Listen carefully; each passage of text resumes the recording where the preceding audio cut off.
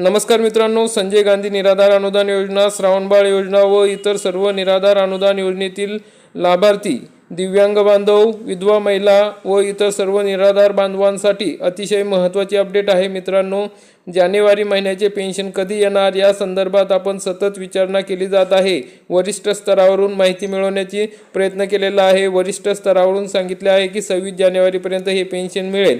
परंतु मित्रांनो, आज कोणत्याही प्रकारचा GR आलेला नाही. उद्या किंवा परवा जर GR आला तरच आपल्याला या ठिकाणी 26 जानेवारीपर्यंत पैसे मिळू शकतात. अन्यथा हे पैसे आणखी पुढील आठवड्यात जाऊ शकतात. तर मित्रांनो, अशा पद्धतीची जर काही महत्त्वाची अपडेट आली तर आपल्या चॅनलवरती लगेच कळवल्या जाईल. तर मित्रांनो, वेळेवर पेन्शन तर मिळतच नाही, परंतु निराधार बांधवांना शासनाच्या दरबारी सारख्या चक्रा माराव्या लागत आहे. आपण मागील व्हिडिओमध्ये बघितलेले आहे. तसेच तुम्ही इतर ठिकाणी सुद्धा बघितले असेल की शासनाने हयातीचे दाखले लगेच मागितलेले आहेत. तसेच इतर सर्व कागदपत्रे आता सर्वांना मागणी करण्यात येत आहे. तर मित्रांनो, पेन्शन तर वेळेवर देत नाही आणि कागदपत्रे जमा करूच या ठिकाणी निराधार बांधव, दिव्यांग बांधव हे बेजार झालेले आहे. तर मित्रांनो, आता या संदर्भात अनेक महत्त्वाची अपडेट वेळोवेळी आपण तुम्हा सर्वांना देत असतो. परंतु प्रकरण मंजूर असून सुद्धा अजूनपर्यंत त्यांचे कागदपत्र या ठिकाणी तहसील कार्यालय जमा करून घेत नाही. मग त्या दिव्यांग बांधवावर किती अन्याय होत आहे. प्रशासनाने याकडे लक्ष देणे गरजेचे आहे. आपण या ठिकाणी बघू शकता, विशेष सहाय्य कार्यक्रमाअंतर्गत लाभ मंजुरीचे आदेश दिलेले 21/9/2025 रोजी मान्यता दिलेली आहे. परंतु अजूनपर्यंत यांना याचा लाभ दिलेला नाही. सारखे सांगितले जाते की निवडणुका चालू आहे, नंतर या. नगरपालिका निवडणुका झाल्यावर सांगितले, आता महानगरपालिका निवडणुका झाल्यानंतर या सांगितले. आता सांगतायत की कागदपत्रे घेऊन तुम्ही जिल्हा परिषद, पंचायत समितीच्या निवडणुका झाल्यानंतर या. 21/9/2025 रोजी मंजूर होऊन सुद्धा अजूनपर्यंत या बांधवांना लाभ दिला जात नाही. यात प्रशासनाची खूप मोठी चूक आहे. तर प्रशासनाने अशी निराधार बांधवांवर अन्याय करू नये. त्यांचे जे काही लाभ मंजूर झालेले आहे त्यांना तो लाभ त्वरित मंजूर करून लाभ मिळवून देणे गरजेचे आहे. कारण की इतक्या दिवसापासून हे बांधव या ठिकाणी वाट बघत आहे, परंतु प्रशासन त्यावर कोणतीही कारवाई करत नाही. आपले जर एक कागद नसेल तर लगेच आपला लाभ बंद केला जातो. परंतु सर्व कागदपत्रे असताना सुद्धा या ठिकाणी प्रशासन या ठिकाणी दखल घेत नाही. तर या बांधवांची दखल घेऊन लगेच त्यांचे कागदपत्र जमा करून त्वरित त्यांचा लाभ देणे गरजेचे आहे. तर मित्रांनो, अशा पद्धतीने या ठिकाणी प्रशासन वागत आहे. तसेच आता दिव्यांग बांधवांना शासनाच्या दरबारी सारख्या चक्रा माराव्या लागत आहे. कारण की तांत्रिक कारणामुळे दिव्यांगांना तासनतास बसावे लागत आहे. तर मित्रांनो, आता ज्या ठिकाणी दिव्यांग बांधवांना UDID कार्ड काढायचे सांगितलेले आहे, तसेच त्यांचे प्रमाणपत्र पडताळणी सुरू आहे. त्यामुळे आता महाराष्ट्र शासनाने व केंद्र शासनाने दिव्यांगांसाठी विशेष सोय उपलब्ध करून दिलेली आहे. या सोयीनुसार संबंधित विभागांना स्पष्ट शासनाच्या परिपत्रकानुसार सूचना देण्यात आल्या असतानाही यवतमाळ येथील शासकीय रुग्णालयांमध्ये दिव्यांगांना तासनतास बसून राहावे लागत आहे. विशेषतः यामध्ये विविध प्रकारची तांत्रिक कारणे सांगून दिव्यांगांची चेष्टाच उडवली जाते की काय, असा प्रश्न निर्माण झालेला आहे. वास्तविक पाहता शासनाची विशेष सोय उपलब्ध असतानाही कर्मचारी मात्र दिव्यांगांना पाहिजे तेवढ्या प्रमाणामध्ये सकारात्मक प्रतिसाद देत नसल्याने अनेक दिव्यांगजनांमध्ये नाराजीचा सूर पसरलेला आहे.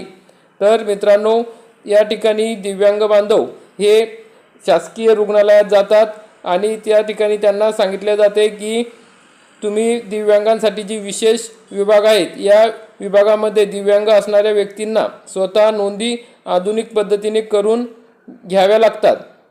आठवड्यातील 2च दिवस या नोंदी करण्यासाठी सांगण्यात येतात. त्यामुळे ज्या दिवशी जर दिव्यांग बांधव गेले, काम होणे गरजेचे असते. परंतु विद्युत पुरवठा खंडित होणे, तसेच संगणकीय कामकाज करत असताना इंटरनेटची सुविधा उपलब्ध नसल्याने त्यांना ऑनलाईन सुद्धा विविध काम करता येत नाही. त्यामुळे दिव्यांगांना परत हेलपाटे मारावे लागत आहे, घरी परतावे लागत आहे. ही बाब अत्यंत खेदाची असून अनेक दिव्यांगांमध्ये सध्या कामकाजाबद्दल खदखद दिसून येत आहे. विविध प्रकारच्या दिव्यांगांच्या व्याधी आणि कारणे असताना सुद्धा त्यांना होणारा त्रास होऊ नये याकरिता त्यांनी आता यवतमाळ जिल्हाधिकारी यांच्याकडे धाव घेतलेली आहे. यवतमाळ जिल्ह्यातील दिव्यांगांनी सदर प्रकारांमध्ये आपली खंत व्यक्त केली जाणार असून याबाबत प्रशासनाने ठोस पावले उचलणे गरजेचे आहे। असे न झाल्यास शेवटी दिव्यांगांना आंदोलन केल्याशिवाय पर्याय राहणार नाही। याबाबत माध्यमाशी बोलताना अनेक दिव्यांगांनी आपली खंत व्यक्त केलेली आहे। बच्चूभाऊ कडूंनी सुद्धा त्यांचे विचार या ठिकाणी मांडलेले आहेत। शासनाच्या सुविधा असताना सुद्धा जर दिव्यांगांना या ठिकाणी त्रास होत असेल तर कदापिही खपवून घेतले जाणार नाही। त्याकरिता मी माझे जीवन समर्पित केलेले आहे। त्यामुळे दिव्यांगांना याबाबतची जर काही तक्रार असेल तर थेट प्रहारच्या कार्यकर्त्यांना सांगावे। त्या ठिकाणी प्रहारचे सेवक सातत्याने काम करतील। सामाजिक मानवतावादी दृष्टिकोनातून दिव्यांगांना मदत करावी। कुठलाही अधिकारी याबाबत कुचराई करणार नाही याची दखल शासनाने घ्यावी। या ठिकाणी बच्चूभाऊ कडू यांनी असा व्यवस्थित त्यांना सांगितलेले आहे। संदीप कोल्हे प्रहार दिव्यांग संघटना यांनी सांगितले की मी दिव्यांग असून याबाबत अनेक दिव्यांगांनी माझ्याकडे तक्रार दाखल केली आहे। दिव्यांगांना वारंवार प्रशासनामध्ये त्रास दिल्याचे अनेक उदाहरणे आहेत। याबाबत यवतमाळ जिल्ह्यातील दिव्यांगांना वाटप करण्यात आलेल्या सायकलींमध्ये सुद्धा प्रचंड भ्रष्टाचार आहे। त्यामुळे त्यांची सुद्धा चौकशी होणे गरजेचे आहे। विशिष्ट कंपन्यांनी दिव्यांगांच्या सायकलीमध्ये सुद्धा मलिदा खाल्लेला आहे। त्यामुळे मानवतावादी दृष्टिकोनातून जर हा प्रकार अत्यंत घातक आहे, असंवेदनशील आहे। दिव्यांगांनी याबाबत आवाज उठवला पाहिजे।